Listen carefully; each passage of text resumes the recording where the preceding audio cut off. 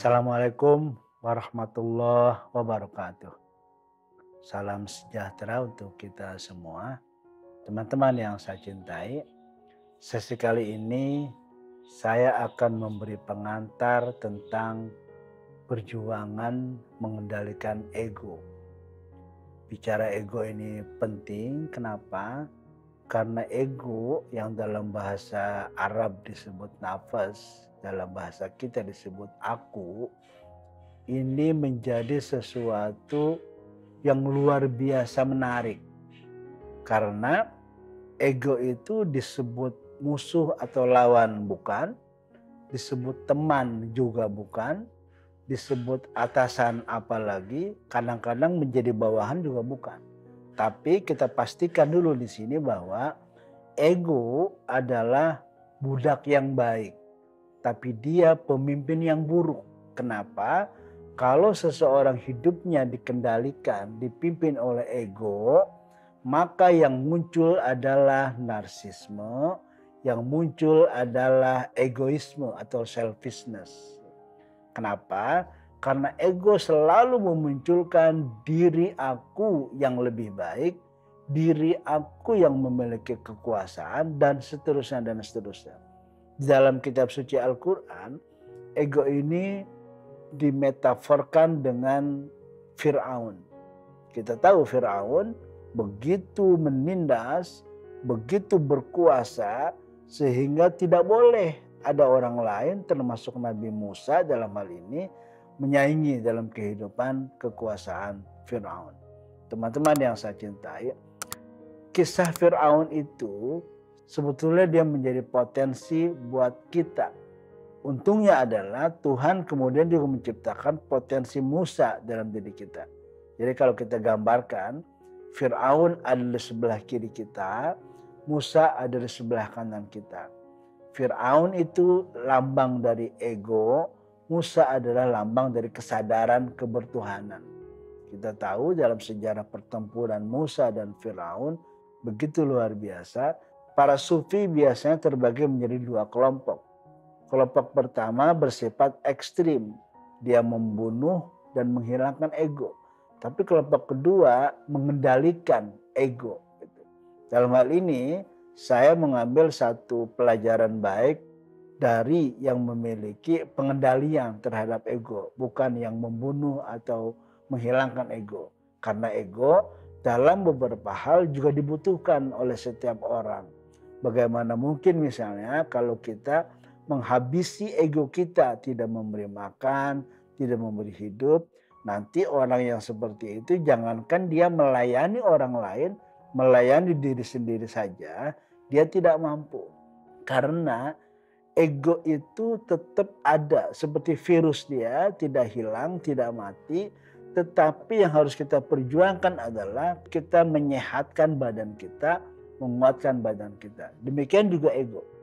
Kalau aktivitas spiritual kita itu lemah, sedikit, kecil, maka ego akan menguasai kita.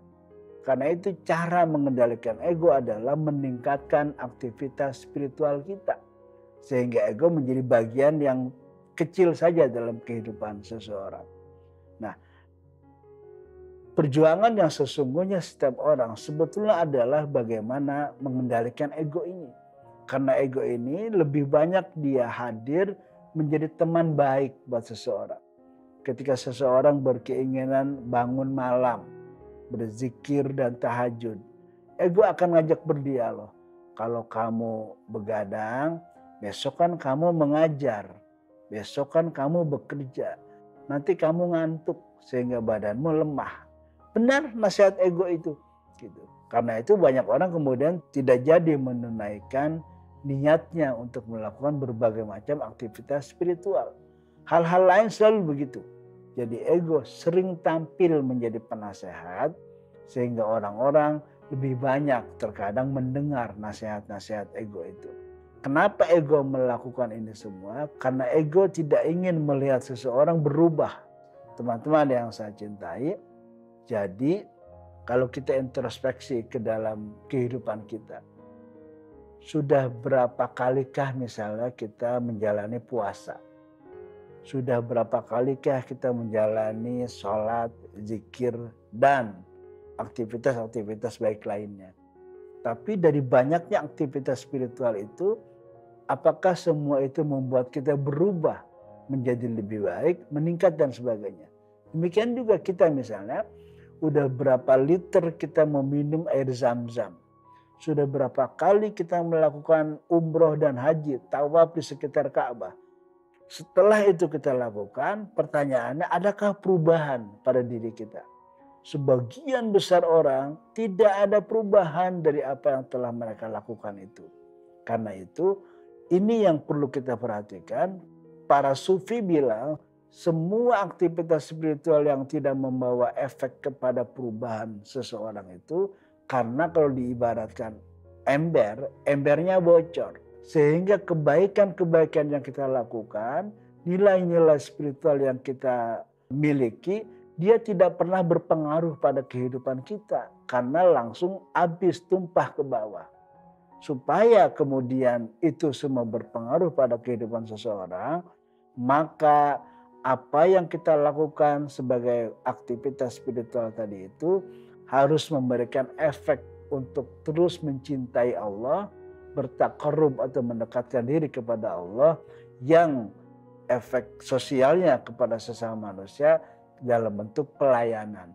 Maka dalam hal ini dua kata kunci kita untuk menambal kebocoran-kebocoran itu.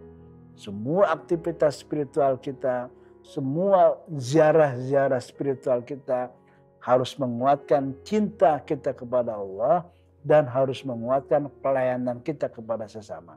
Cinta dan pelayanan harus menjadi efek yang terlihat, harus menjadi efek yang terasa pada setiap orang ketika dia melakukan satu aktivitas spiritual. Inilah yang kemudian pada banyak orang tidak terlihat cinta dan pelayanan ini. Karena itu ada sebagian orang yang masih mempertanyakan, yang masih mendikotomiskan antara beriman kepada Tuhan dengan tanggung jawabnya secara sosial. Dalam dunia tasawuf, kedua hal yang sering dipandang dikotomis itu sudah selesai. Karena cinta kepada Allah harus melahirkan efek pelayanan kepada sesama manusia. Itulah sebetulnya yang ditakutkan oleh ego. Karena kalau itu terus bertambah muncul, kita mengalami transformasi, kita naik makom, maka ego biasanya dia tampil dalam kehidupan seseorang menjadi budak, tidak lagi menjadi seorang pemimpin. Teman-teman yang saya cintai, saya akan akhiri. Semoga ada manfaat buat kita semua. Terima kasih. Assalamualaikum warahmatullahi wabarakatuh.